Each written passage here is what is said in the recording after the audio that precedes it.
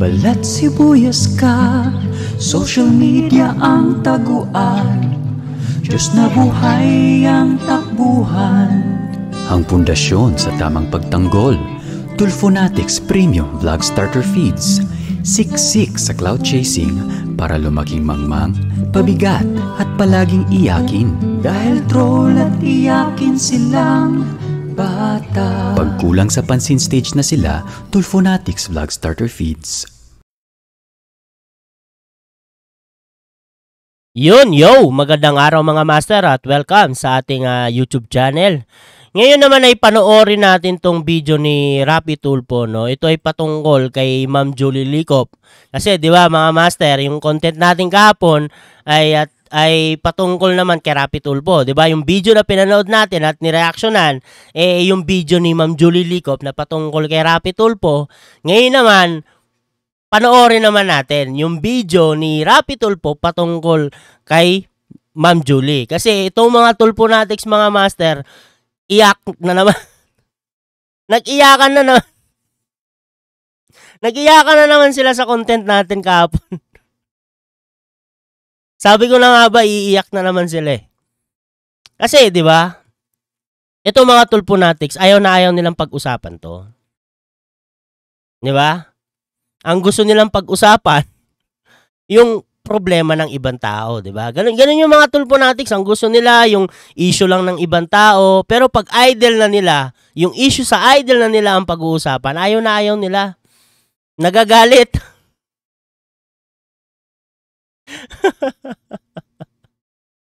Putik yan, umiiyak ang mga Tulfonatics. O ito mga Tulfonatics, pambawi sa inyo. Papakinggan naman namin yung statement ni Rapi Tulfo patungkol naman kay kay Ma'am Julie Licop. Ito palang video na to mga master, no. Ang title nito, ito ay sa Rapi Tulfo in action 4 years ago, no. Yung kahapon yung pinanood natin na video kay Ma'am Julie Licop ay 2 years ago yon. Ibig sabihin nauna itong video na to. No, ang title ng video na to ay Rapi Tulfo kinikikilan ng 100 million. Putik, laking pera niyan, no. Ito yung statement ni Rapi Tulfo. Pakinggan natin, no? Kasi pinanood ko lang ito mga master at merong mga sinabi dito si Rapi Tulfo na pwede natin ibangga doon doon naman sa sinabi ni Ma'am Julie Licop na pinanood natin kahapon. Okay? O yun mga Tulfonatics. Huwag na kayo umiyak. Iyak kayo ng iyak. O ito, pambawi sa inyo. Pakinggan naman natin si Rapi Tulfo, no? Pero mga Tulfonatics, no? Uunahan ko na kayo. Bias ako dito. Bias ako dito. Sasabihin ko na mas paniniwalaan ko yung kung ano yung kwento ni Ma'am Julie Licop, no?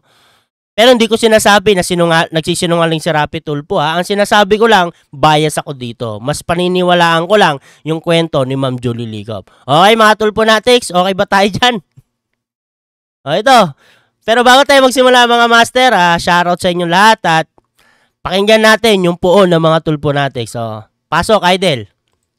Nais ko pong magbigay ng statement tungkol po doon sa taong nag-haim po sa akin ng reklamo sa Quezon City Prosecutor's Office. Ito, nag-file ng case. Hapon. Siya po ay si Mrs. Julieta Licop Pearson. Ito po yung kanyang litrato. Asawa po siya nito. Yan, sinabi ni Idol, 'di ba? Asawa daw nito. Okay. Na si Mr. Arthur Joseph Pearson. Ito, mga Tulfonatics, no. Baka hindi nyo gaano na intindihan kahapon yung paliwanag ni Ma'am Julie Licop, pero ganito ang pagkakasabi ni Ma'am Julie. 'Di ba? Nakapagpakasal sila niyan ni Sir Joseph. Pero 'di ba? Nakapagpakasal sila dahil nag-file itong si Ma'am Julie Licop ng presumptive death dito kay Rapi Tulfo. Kasi nga, biglang naglaho itong si idol nyo eh. 'Di ba? 5 buwan pa lang sa sinapupunan nitong si Grandy, nawala na tong si idol nyo. Kaya inisip ni Ma'am Julie na patay na si Rapi Tulfo. 'Di ba? Kasi bigla na lang naglaho eh. Kaya nag-file siya ng presumptive death dito kay Rapi Tulfo kasi nga nakilala niya si Sir Joseph at gusto siyang pakasalan, paano nga siya makakapagpakasal doon kung kasal siya sa iba, 'di ba? Hindi naman niya alam kung buhay pa ba yung taong pinakasalan niya. Kaya nag-file siya ng presumptive death dito kay Rapi Tulfo, 'di ba? Nag-file siya, na-aprobahan naman 'yon. 'Di ba? Na-aprobahan. Big sabihin legal yung pagpapakasal nito ni Sir Joseph at ni Ma'am Julie. Pero may kondisyon. May kondisyon yung kasalan na 'yon.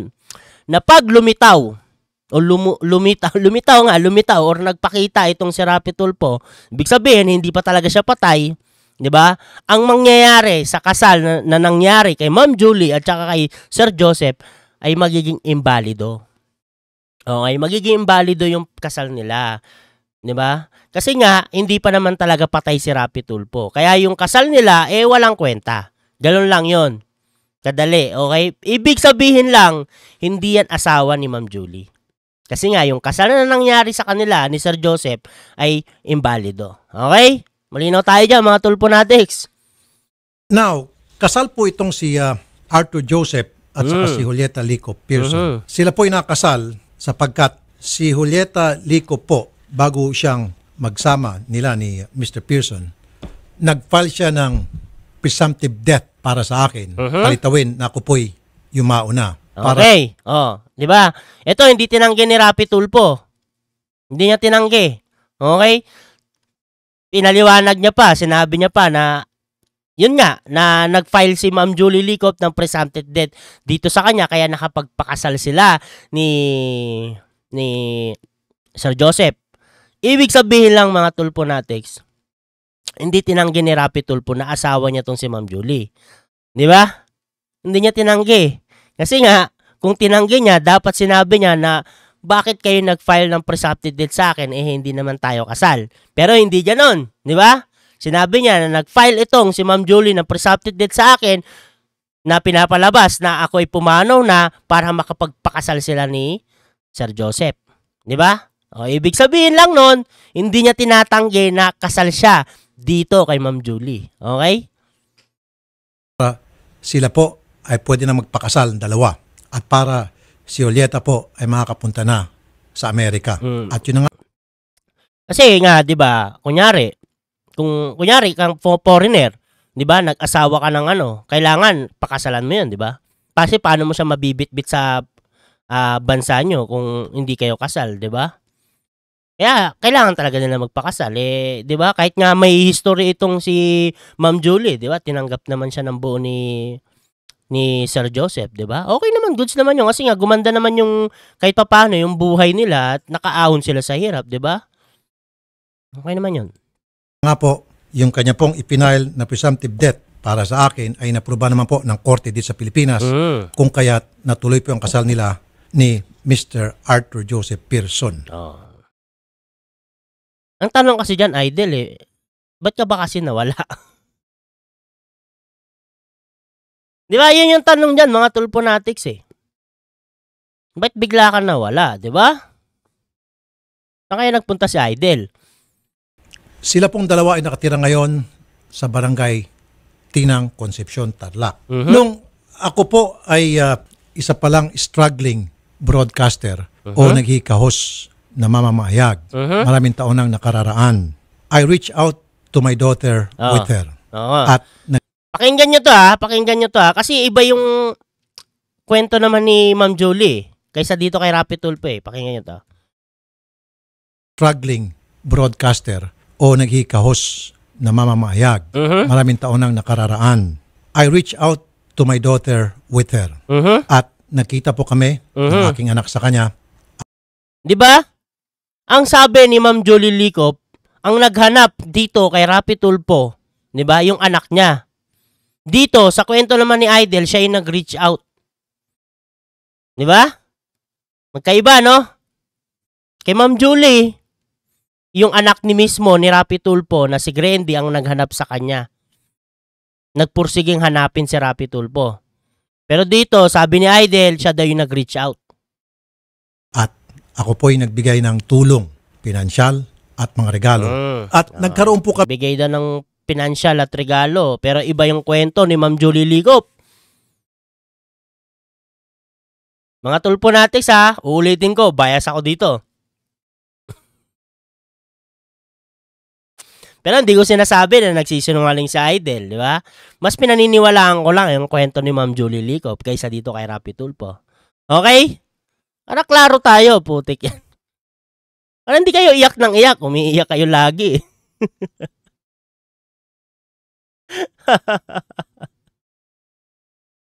Kami ng mga panahon na yon ng understanding ni Julieta Licop Pearson. At that time po, siya ay Mrs. Pearson na. This was many, many years ago. Mrs. Pearson na nga daw siya. Pero yun na nga, Idol eh. Imbalido naman yung kasal nila eh. Kasi nga buhay ka eh. Diba? May kondisyon naman yung nangyari sa kanilang kasalan eh. Diba? Kasi presumptive death lang naman yun eh. Hindi pa talaga sigurado kung patay ka. Kasi nga, wala ka eh. Nawala ka bigla eh. Nawala ka na parang bula. O anong iisipin ni Ma'am Julie Licop? Diba? Wala kang nihaniho. Nihaniho. Diba? Walang ano eh. Walang paramdam. Yun. Walang paramdam eh. O anong iisipin nila? Diba? Isipin talaga nila, patay ka na. Oh. Kaya yun, ang ginawa na lang nila para makapagpakasal sila ni Sir Joseph, nag-file ng ng presumptive death, 'di ba? Naprobahan naman, kaya hindi naman illegal 'yun, 'di ba? Kasi nga naprobahan ng korte, pero nga may kondisyon. Na pag lumitaw ka, magiging invalido 'yun. Ibig sabihin, hindi niya asawa, 'di ba? Hindi niya asawa si Sir Joseph. Depende na lang kung kinasal sila sa ano. Saan bansa ba sila dinala? Sa Canada ba? Sa Italy yata. Sa Italy, no? Kung kinasal sila sa Italy, tingin ko pwede naman yun. Diba? Register sila na mag-asawa sa Italy. Pero pagdating sa Pilipinas, hindi sila kasal. Diba? Hindi sila lehitimong mag-asawa. Diba? Kasi nga, invalido yung naging kasal nila dahil hindi ka naman patay. Diba? Understanding po namin ay wala nang pakialamanan. Kanya-kanya naman kaming buhay sa nagkaroon sila ng usapan, wala daw pakialamanan. Siya po ay kasal na. Dumating po yung dahil daw siya ay kasal na.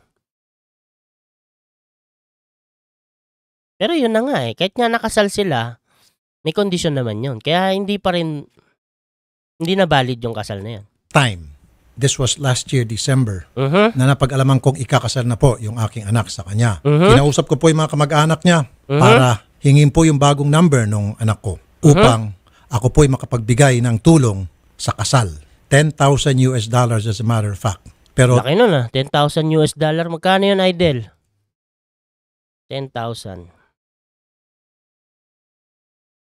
$10,000 times 56, di ba? Kalahating milyon.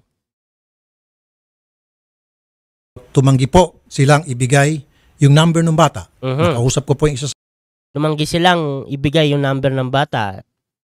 Dahilan na nila yun, di ba? May dahilan sila, kaya ayaw nilang ipaalam sa'yo, no? Kung totoo, no? Pero sabi ko nga, bias ako dito. Pero kwento ni Idol yan. Di ba? Sigurado naman yung mga tulponatics maniniwala dito sa kwento ni Rapi Tulfo, di ba? Basta ako, bias ako dito. Mas paniniwalaan ko yung kwento ni Ma'am Julie Licop. Okay, mga tulponatics. Sa mga kamag-anak niya, ayaw ibigay. Maging si Julieta Licop Pearson, ayaw din po ibigay ang number nung anak ko. No, may dahilan sila, Rapi Tulfo. Kung yan yung inaano mo, di ba? Siguro may dahilan sila. Di ba? Kaya hindi nila binigay, no? Siguro ayaw nila magpaano. Sinolo na lang nila, di ba? One day, ito pong si Mrs. Julieta Licop Pearson ay nag-request One day, isang araw. Ito, may kwento na naman si Idol. Ito pong si Mrs. Julieta Licop Pearson ay nag-request na makipagkita sa akin at pinaunlakan ko naman po sa isang restaurant sa Quezon City. Yung pala, ang reason ng kanyang pagkipagkita sa akin upang humingi ng 25 million pesos. On top of that, gusto niya po hihingi daw si Ma'am Julie Licop ng 25,000 pesos ha. Sabi ni Rapi Tulfo ha. 25 million pesos. 25 million pesos. Correction. Hindi pala 1,000. 25 million pesos. On top of that, gusto niya po meron pa. ay yung kalahating buwan ng sweldo ko kada buwan, ibibigay ko po sa kanya. One more time. Kwento ito ni Rapi Tulfo, ha? Kwento yan ni Rapi Tulfo. Di ba? Ang nakakaalam lang yan kung totoo yan o hindi, si Rapi Tulfo. Kaya si Ma'am Julie, di ba? Yun pala, next content natin, sigurado naman ako, merong video si Ma'am Julie Licop na may reaction siya dyan sa sinasabi ni Rapi Tulfo. Hanapin natin yun at yun naman ang next natin na content para ibangga naman natin dito sa mga sinasabi ni Rapi Tulfo. Kasi medyo mabigat to. Isang restaurant sa Quezon City. Yung pala, ang reason ng kanyang pagkikita sa akin, upang humingi ng 25 million pesos. On top May laking pera Idol. 25 million pesos. Tapos may kasunod pa. of that, gusto niya po ay yung kalahating buwan ng sweldo ko kada buwan, ibibigay ko po sa kanya. One more time, 25 million pesos plus half of my salary dito po sa TV5 every single month. Tumanggi po ako. Then sabi, Tumanggi daw si Rapi Tulfo. Kwento ni Idol yan, Kwento ni Idol yan. Hindi ko sinasabi na hindi totoo yan. Sabi ko nga, ang nakakaalam lang yan kung totoo yan o hindi, si Rapi Tulfo at si Ma'am Julie, di ba? Kaya nga, ang gagawin natin, next natin yung video naman ni Ma'am Julie na sagot niya dyan. Sigurado naman meron yan, di ba? Kasi mabigat to. Mabigat to mga binitawan dito ni Rapi Tulfo. Putik yan. Talagang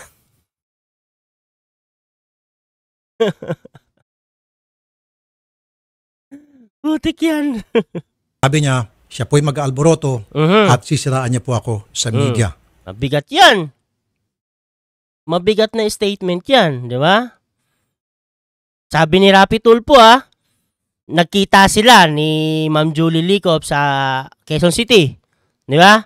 Tapos, ang ginawa ni Ma'am Julie, nanghingi ng 25 million pesos. Tapos, ang gusto pa daw mangyari, yung kalahati ng sahod ni Rapi Tulfo kada buwan, kukunin niya. Base sa kwento ni Rapi Tulfo, Pero, mga Tulfonatics, bias ako dito. Uunahan ko na kayo kasi baka mamaya, kung ano-ano pa sasabihin nyo, Bias ako dito. Hindi ko sinasabing nagsisinungaling si Rapi Tulfo, Ulitin ko, hindi ko sinasabing nagsisinungaling si Rapi Tulfo. Hindi ko lang pinaniniwalaan yung ganyan. Okay? Mas paniniwalaan ko yung kwento ni Ma'am Julie Licop. Pero dito, base sa mga sinabi ni Rapi Tulfo, mabigat yan. Putik yan. Kapag hindi po ako pumayag at sinabihan ko siya, hindi ako mag-give in sa blackmail at extortion. Blackmail at extortion daw yon. Kung tutuusin, di ba, sa kwento ni Rapi Tulfo, blackmail talaga yon at extortion. Kasi nga, parang piniperahan, no? Kasi nga, ganun Sipin mo, 25 million pesos, tapos kalahati pa ng sahod kailangan ibigay, di ba? Base talaga sa kwento ni Rapi Tulfo, extortion yon, di ba? Ang tanong dyan, di ba? Kung totoo ba talaga nag-usap sila ng ganun? At sinabi ba talaga ni Ma'am Julie Licop yun sa kanya? Di ba?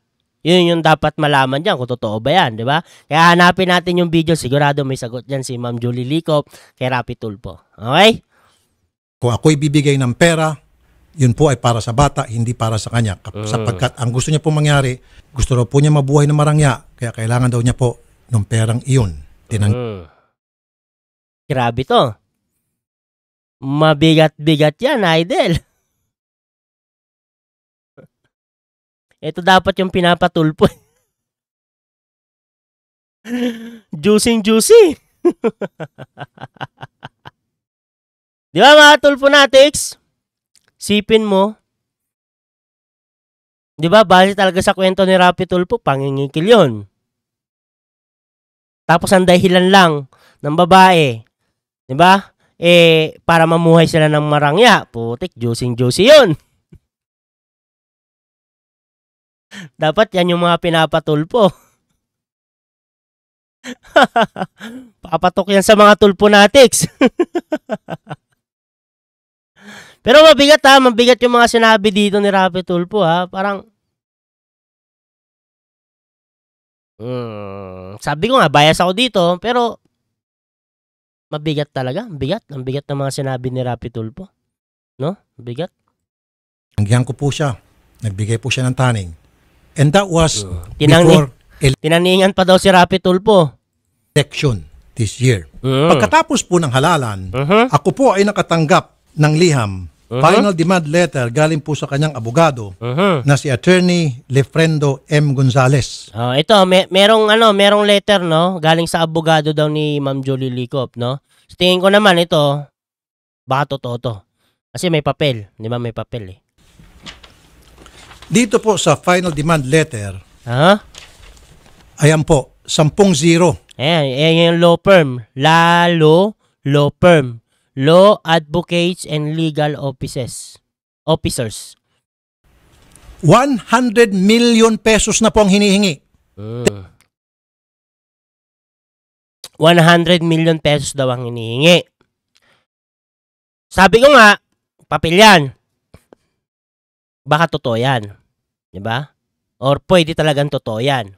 Diba? Pero yung 1 million pesos, pwede naman yun na na tawag nito. Damage? Pwede, no? Pwede naman gano'n, no? Kasi nga, pero ano yan eh, galing yan sa abogado ni Ma'am Julie Licop eh. Pwedeng abogado yung nag-advise. Di ba? Pwede, di ba? Malalaman natin yan. Sigurado naman may sagot dito si Ma'am Julie Licop dito dahil sa papel na to, di ba?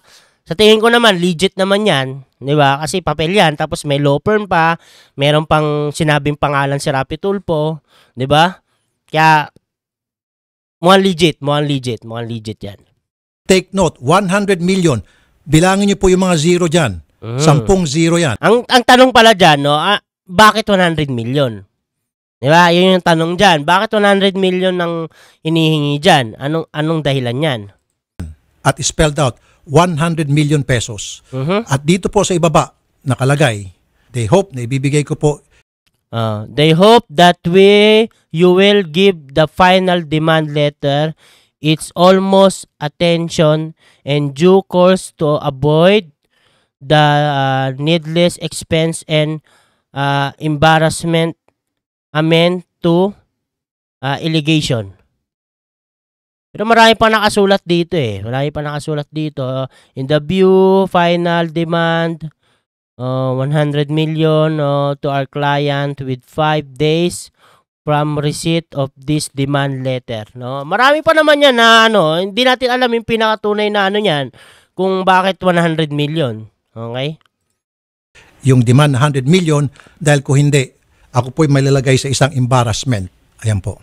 At tinupad nga po nila yung kanilang banta. Sa mga tao na kilala po sa akin, lalo sa akin mga followers. Pero totoo naman yun, Idol, na asawa mo si Ma'am Julie Licop eh. Anong embarrassment ba na ginawa nila? Sa pagkakaalam ko, kasi 4 years ago itong video na to, no? Sobrang tagal na, di ba? At saka yung panahon na yan, Tulfonatics pa ako. Ito yung kasagsagan nata. Ito yung bago mag-pandemic, no? Siguro, no? Mga 1 taon.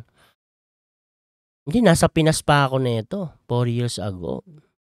Tama, nasa Pinas pa ako nito. Wala pang pandemic to, di pa naka-face mask si Idol.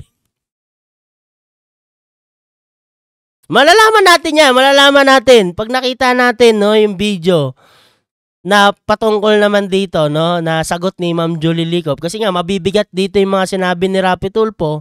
Yung papel na yan, sa tingin ko naman, legit yan, no? Pero, yung 100 million, baka may dahilan. Diba? Kung bakit umabot ng 100 million yan. Tsaka baka, galing sa abogado, diba? Eh, syempre, kaya nga humihingi ng legal advice kung paano, diba? Hindi natin alam kung ano yung pinakabuod niyan. Pero, malalaman niya natin pag nakita na natin yung video, no? Pero nakalagay naman talaga 100 million, no? Hindi lang natin alam kung bakit 100 million. Tsaka bakit ang title nito kinikikilan ng 100 milyon si Rapi Tulfo, di ba? Bakit ganoon? Di ba? viewers, hindi po ako madamot na tao. Pero, hindi po ako kumukonsinti sa anumang uri ng blackmail at extortion. Ito po ay ito, sinabi ni Rapi Tulfo blackmail o extortion. Big sabihin, parang inaano niya yan na blackmail yan, blackmailing at extortion.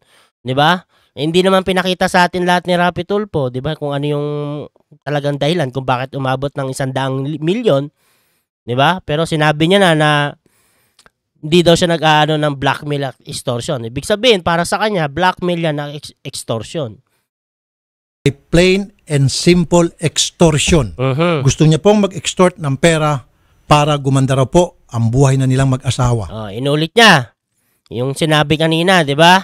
Kasi yung nauna na ano niya, yung wala pang papel ang sinabi niya 25 million, tapos tawag nito yung kalahati ng sahod kada buwan, 'di ba? Pero ngayon, 'di ba, kasi 100 milyon na, 'di ba? Para daw gumanda yung buhay, 'di ba? Ang bigat talaga ng mga sinabi dito ni Rapi Tulfo. Kaya kailangan natin mapanood yung video ni Ma'am Julie Licop na sagot niya dito kasi mabigat 'to, putik. Mabigat 'to mga pinagsasabi ni Idol, no? Pero mga Tulfo natics, nire-remind ko ulit, bias ako dito. Sabi ko na mas paniniwalaan ko yung kwento ni Ma'am Julie Licop kaysa kay Idol Rapi Tulfo. Okay? Para lang klaro tayo. Para klaro tayo, okay? Sabi ko sa kanya, kung ako ay magbibigay ng pera, yun ay para sa anak ko. Hindi ako magbibigay ng pera para sa iyo. At kung meron man akong 25 million doon sa initial request niya, hindi ako bibigay na kahit 5 duling sa iyo dahil ikaw ay nagbabanta. Bagkus ibibigay ko na lang po yun. Nagbabanta ng multiple cyber libel.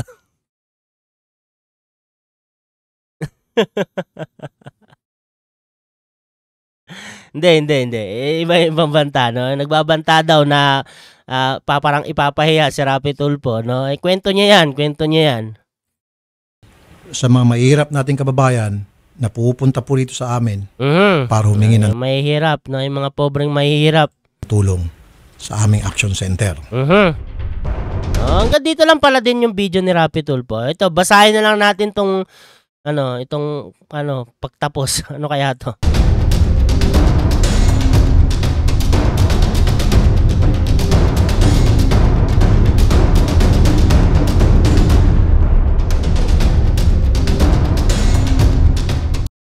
Yun, ito.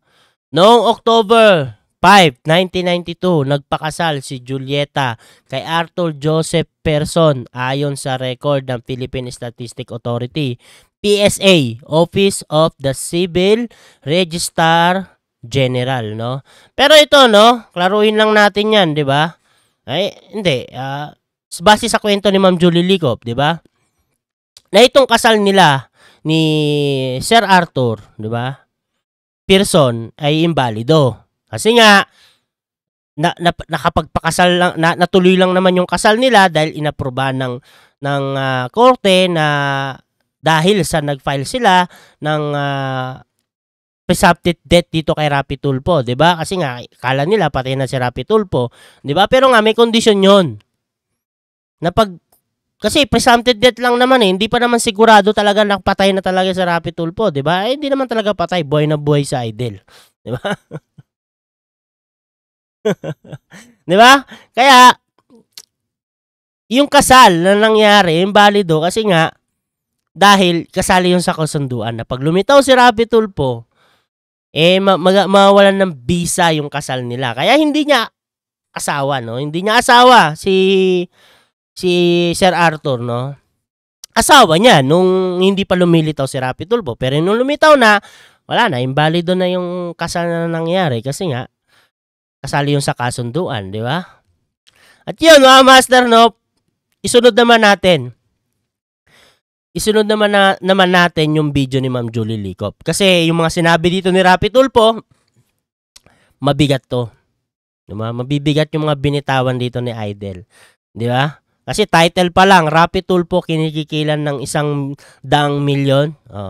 Hindi natin alam kung bakit umabot ng 100 milyon kasi nga yung papel yun, siguro naman legit yun. 'Di ba? Mahirap pa ano yun kasi nga may law firm tapos nandun pa yung ano ng abogado, 'di ba? Kaya mahirap ano yun kung peke ba yun o hindi, 'di ba? Siguro naman legit yun.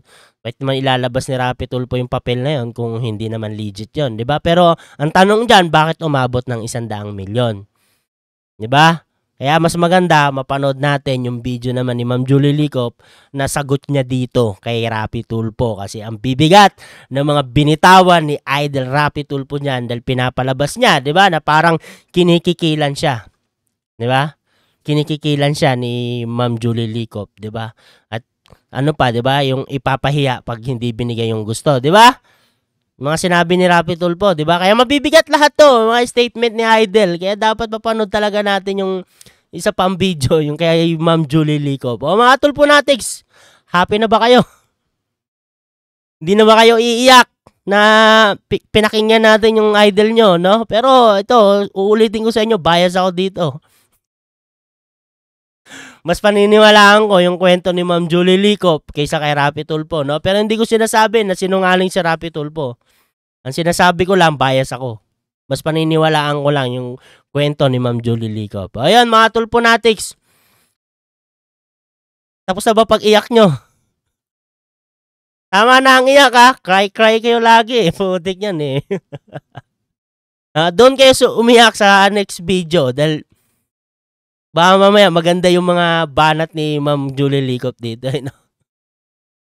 Yun mga master, no? Maraming salamat sa nanood ng ating video at ingat po kayo palagi. God bless. Babush.